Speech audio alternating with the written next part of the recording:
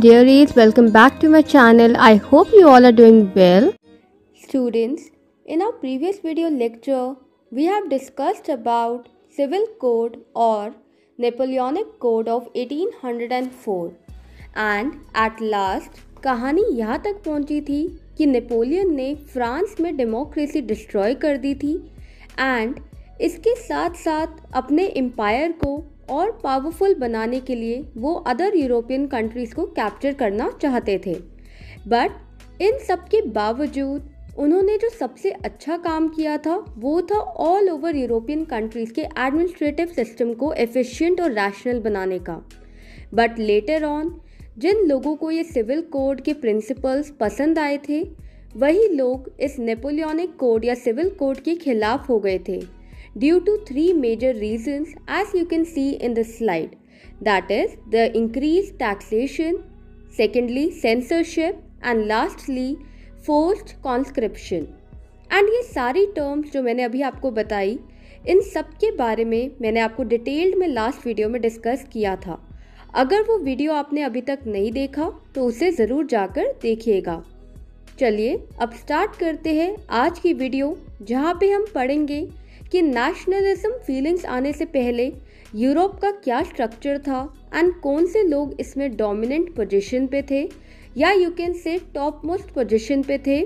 So without any further adieu let's get started. So students, as you can see in the slide, if you look at the map of mid-18th century Europe, you will find that there were no nation states as we know them today.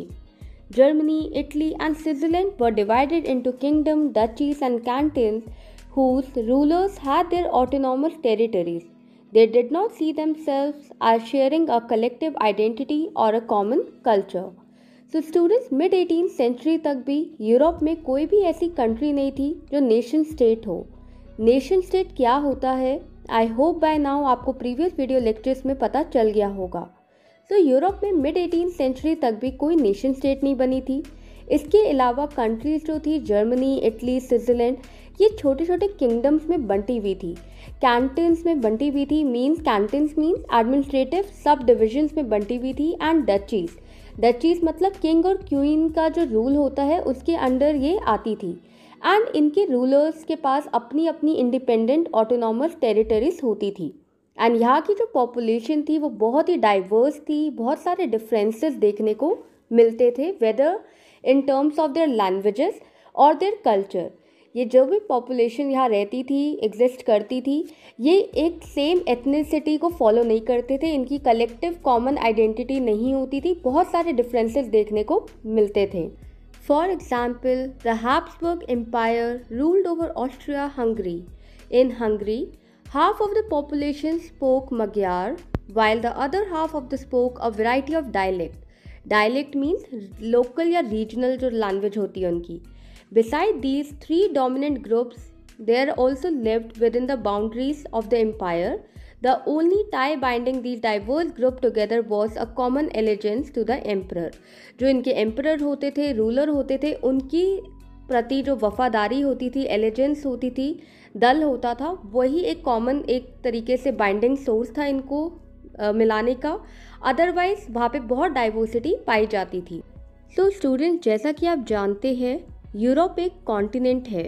तो इस continent में जो सबसे पहले dominant class थी वो थी aristocrats की। जब नेशन स्टेट का आइडिया या फिर यू कैन से कॉमन कल्चर का आइडिया आया भी नहीं था एग्जिस्टेंस में, तब यूरोप में एरिस्टोक्रेट्स पॉपुलेशन टॉप मोस्ट मानी जाती थी। अब ये एरिस्टोक्रेट्स कौन होते हैं, क्या उनका सिग्निफिकेंस है, चलिए पढ़ते हैं।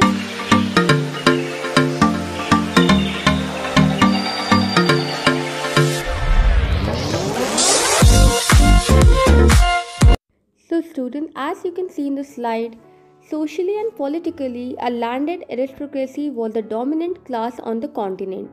The members of this class were by a common way of life that cut across regional divisions. Their families were often connected by ties of marriages. So student, nation state emerge होने से पहले Europe में aristocrats लोग dominant position पे थे। Aristocrat simply means rich high class people who has their land, property, wealth and other privileges by birth. जो rulers होते थे, किंग होते थे, क्वीन होते थे, वो एरिस्टोक्रेट्स में आते थे.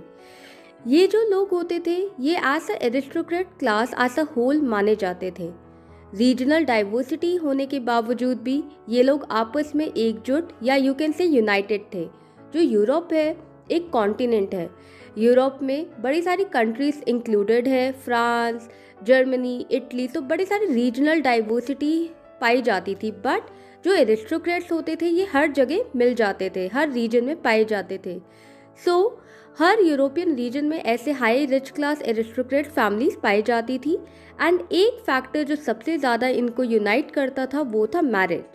फॉर एग्जाम्पल लुई 16 फ्रांस के रूलर थे एंड उन्होंने शादी करी ऑस्ट्रियन प्रिंसेस से. सो दोनों ही फैमिलीज अलग रीजन में रहते थे but they are united by their aristocrat class.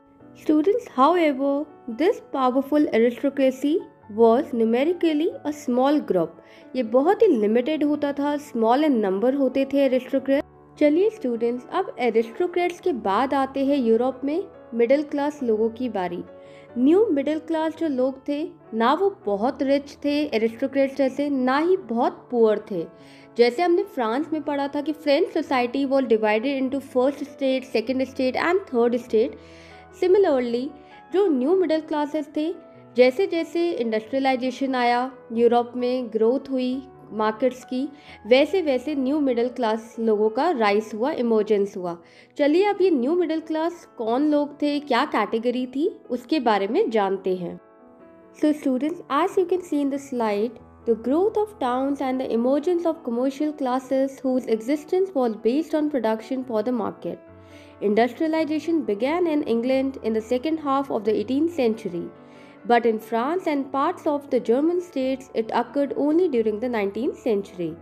In its wake, new social groups came into being, a working class population and middle classes made up of industrialists, businessmen, professionals.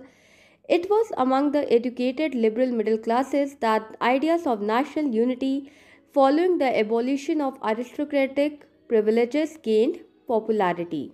So students, now Europe में industrial growth होना start हो गई थी, market flourish कर रही थी and जो working class थी जैसे कि इंडस्ट्रियलिस्ट हो गए, बिजनेसमैन हो गए, प्रोफेशनल्स हो गए, इन लोगों ने एरिस्टोक्रेट क्लास को अपोज करना स्टार्ट कर दिया.